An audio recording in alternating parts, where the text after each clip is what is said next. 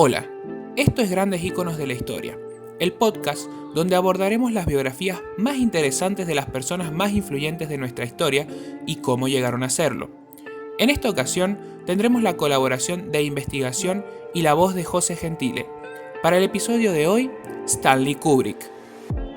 Stanley Kubrick es considerado uno de los directores de cine más influyentes del siglo XX, conocido por dirigir películas que se volvieron clásicos del cine y que hoy en día se consideran cine de culto, como 2001, Odisea en el espacio, La naranja mecánica, El resplandor, entre otras.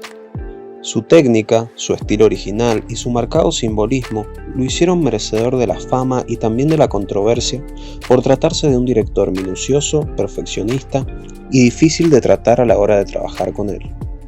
Nacido el 26 de julio de 1928 en Nueva York, Estados Unidos, en el seno de una familia judía acomodada del Bronx, un convulsivo barrio de Manhattan.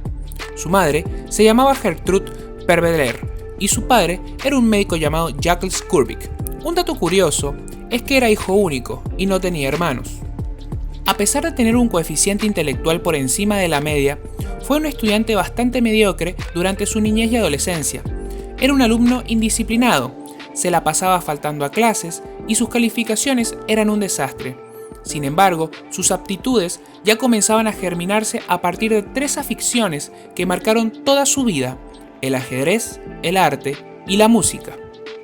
Por un lado, el ajedrez contribuyó a perfilar su frialdad profesional y su perfeccionismo, así como también le permitió subsistir durante un periodo turbulento de su vida. Kubrick era un jugador de ajedrez experto, rindiéndole homenaje en varias de sus películas. En cuanto a la música, Kubrick escuchaba especialmente jazz y su melomanía le permitió a lo largo de toda su carrera poder discutir todos los aspectos relacionados con la banda sonora de sus obras. Por otro lado, sentía una gran afición por la fotografía y solía practicar con una cámara que le habían regalado sus padres. De hecho, cuando solo tenía 16 años, logró formar parte del departamento de fotografía de la revista Look. En 1948, Kubrick se casó con su novia del instituto, Tova Metz, y vivieron juntos en un departamento de Greenwich Village hasta que 3 años después se divorciaron. Fue por esa misma etapa cuando Kubrick solía asistir con frecuencia al cine, donde veía películas tan malas que lo inspiraban a hacer mejores. Poco a poco, decidió abandonar el mundo de la fotografía, para así dedicarse de lleno a su pasión más poderosa: hacer películas. Así fue como, en 1950, Kubrick realizó su primer corto llamado Días de lucha, un pequeño documental que narraba un día en la vida de un boxeador. Este cortometraje fue el trampolín que lo llevó a que un año después hiciera otro documental llamado Flying Padre, en 1951. Sin embargo, su primera película, o mejor dicho, largometraje, salió en el año 1953, conocida como Miedo y Deseo, la cual resultó ser un fracaso en taquilla, pero tuvo una gran recepción de parte de la crítica. Si bien esta película es posible conseguirla actualmente en determinados lugares de internet, Kubrick no quería que nadie la viera por considerarla inepta y pretenciosa. A esta le siguieron El beso del asesino, del año 1955, la cual, según el director, es su primera obra real, aunque tampoco muy aclamada por la crítica y la taquilla. No obstante, un año después llegaría El asesinato. La tercera es la vencida, dicen, y el film adquirió una gran aclamación.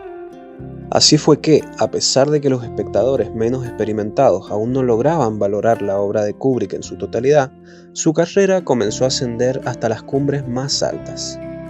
En 1955, Kubrick se casó con una bailarina y escenógrafa teatral llamada Ruth Sobotka, a quien había conocido 3 años atrás, y se mudaron juntos a Hollywood, donde vivieron allí hasta divorciarse en 1957. Ese mismo año, Kubrick inventó una de sus primeras obras maestras, Senderos de Gloria, la cual fue proyectada en las grandes pantallas de cines estadounidenses mientras sucedía la guerra de Vietnam. Así fue como Kubrick ganó el premio a la crítica en Bruselas. Durante la filmación de esa película, Kubrick conoció a su tercera esposa, Christine Harlan, con quien contrajo matrimonio en 1958 y estuvieron juntos durante 40 años hasta la muerte del director. Tuvieron 2 hijas, Anya Renata y Viviana Vanessa. En 1961 se trasladó con su familia al Reino Unido, donde fijó su residencia definitiva.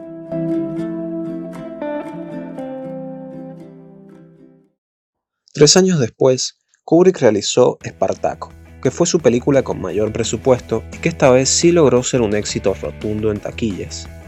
Una interesante anécdota de la película es que el director desarrolló una muy mala relación con uno de los actores de la película, Kirk Douglas.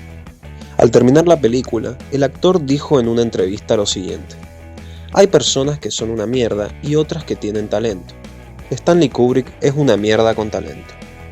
Kubrick recibió una nominación a los Globos de Oro como el mejor director, candidatura que volvió a lograr con Lolita en 1962, película que trajo con sí críticas mixtas debido al tema de la cinta en sí, la pedofilia, ya que esta se trataba de un hombre mayor que se enamoraba y entablaba una relación con una niña de 14 años. Esta película se basó en la novela del mismo nombre del ruso nacionalizado estadounidense Vladimir Nabokov. Finalmente, en 1968, llegó su obra cumbre, 2001 Odisea en el espacio. La película fue premiada con varias nominaciones al Oscar y Kubrick ganó el premio a los mejores efectos especiales y fue nominado como el mejor director y mejor guión. La cinta trataba temas sobre la evolución humana, la tecnología, la inteligencia artificial y la vida extraterrestre. Se caracteriza por un notable realismo científico y está considerada como una de las películas de ciencia ficción más respetuosas con las leyes de la física jamás rodada. A partir de la década de los años 70, la prolijidad de su trabajo provocó que cada estreno de una película suya se convirtiera en todo un acontecimiento cultural.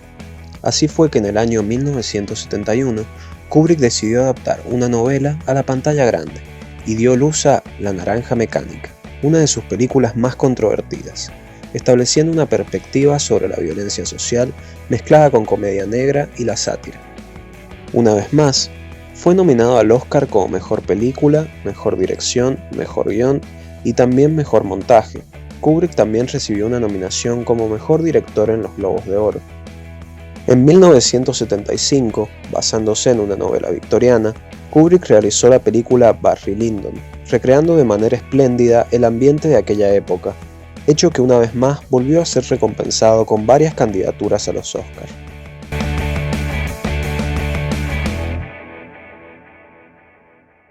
Cuando llegó la década de los años 80, la novela titulada El Resplandor, del exitoso escritor de terror Stephen King, motivó a Kubrick para llevar a cabo su película en 1980. Esta cuenta la historia de una familia que debe hospedarse completamente sola en un hotel embrujado durante el invierno. La película cuenta con el récord mundial de tener la escena más repetida de la historia del cine, un total de 148 veces. Esto se debe a que el director era sumamente exigente con la perfección de las escenas y obligaba a sus actores a repetirlas hasta que éstas quedaban exactamente como él quería. Stephen King se mostró inicialmente halagado con la idea de que adaptaran su libro, pero finalmente sostuvo que no le gustó el resultado final, puesto que el largometraje solo aborda el 30% de la novela. No obstante, a pesar de sufrir mucho en taquilla y con la crítica de ese entonces, la película representa hoy en día uno de los films de culto más grandes de la historia y ha recibido menciones en un centenar de producciones cinematográficas y en series de televisión, entre ellos, por ejemplo, Los Simpson, siendo que no es la versión del libro la tomada para ser parodiada, sino la de Kubrick. 7 años más tarde, Kubrick vuelve a tocar el tema bélico, esta vez la guerra de Vietnam, y nuevamente hace una adaptación de una novela. La película se llamó Full Metal Jacket y obtuvo buenas críticas y taquilla durante su exhibición. Esta película tiene la característica por ser la primera en la historia en mostrar el efecto realista de las balas entrando en el cuerpo. Kubrick contrató a militares y forenses para hacer más real dichos efectos. Después de una década de reclusión, Kubrick, quien barajaba varios proyectos, realizó el llamado Ace White Slut en 1999, basada en la novela Relato Soñado. Tuvo una gran calidad narrativa y un presupuesto de $65 millones. fue recibido por la crítica con tibieza y entusiasmo. Sin embargo, la crítica francesa le dio el premio a la mejor película extranjera del año. La pareja protagonista del film fueron Tom Cruise y Nicole Kidman, quienes en realidad eran pareja en la vida real. Se dice que el director le daba consejos a la pareja íntimos sobre el modo en que su sexualidad debía ser plasmado en la película. Esto fue tal que llegó a agobiar tanto física como psicológicamente a los dos actores. Al poco tiempo de terminado el rodaje, la pareja se separó, y existen fuertes rumores de que las razones de dicho rompimiento se debieron a la intromisión del perfeccionamiento extremo introducido por parte del director durante el rodaje. Algunas curiosidades sobre su vida que podemos destacar son: en primer lugar, a pesar de ser uno de los mejores directores de su época y haber sido nominado 4 veces a los premios Oscar, nunca lo ganó. Por otro lado, también se dice que la primera llegada a la Luna fue en realidad filmada en un set por el mismo Kubrick. Al parecer, el presidente de Estados Unidos de ese entonces, Richard Nixon, contrató al director para llevar a cabo el proyecto debido a su experiencia en 2001 Odisea en el espacio. Finalmente, otro dato interesante es que Stanley Kubrick tenía una especie de obsesión con Napoleón y siempre quería llevar a cabo una película recreando toda la vida de este personaje, aunque nunca pudo. Desafortunadamente, la película no pudo hacerse puesto que en las solicitudes establecidas por el director figuraban 40.000 soldados cerca de una ciudad donde alojar a 50.000 personas y un lugar adecuado para el campo de batalla, donde cupieran todos para filmar las batallas. Pero, como presupuestalmente le era imposible, la película se desestimó por el estudio de Warner Bros.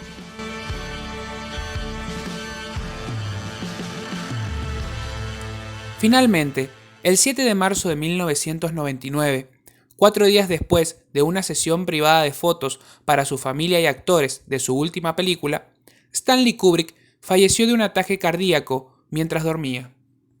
El director tenía 70 años. Fue enterrado junto a su árbol favorito en los terrenos de un condado del Reino Unido. Su esposa Christine, en el libro que le dedicó a Kubrick, incluyó una cita de Oscar Wilde que el cineasta evocaba a menudo. La tragedia de la vejez no es que uno sea viejo, sino que sigue siendo joven. Stanley Kubrick, un hombre que con sus ideas y su obsesión por la perfección revolucionó el séptimo arte, dejando un legado que marcó a la gran mayoría de los cineastas que vinieron después de él, representando así una de las personas que más influenciaron la cultura occidental del presente.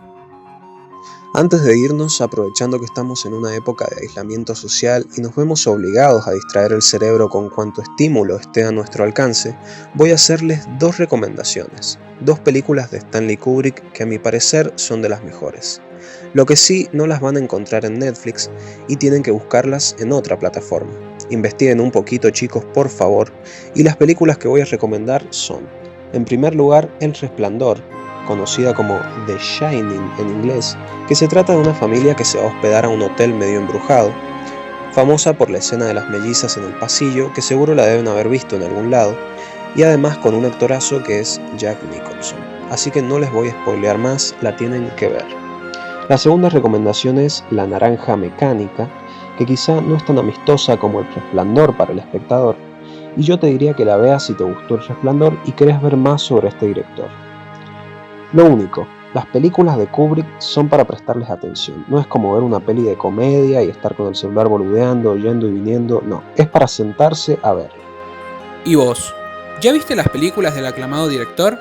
Si no es así, te invitamos a hacerlo. Soy Juan Manuel Pérez. Y yo soy José Gentile. Y les deseamos entretenimiento y mucho cine. Si te gustó el podcast, seguí mi canal para enterarte de próximos lanzamientos. También podés seguirme en mis redes sociales, Instagram, @juan_ma095 y si no también en Twitter, @juan8896ma241.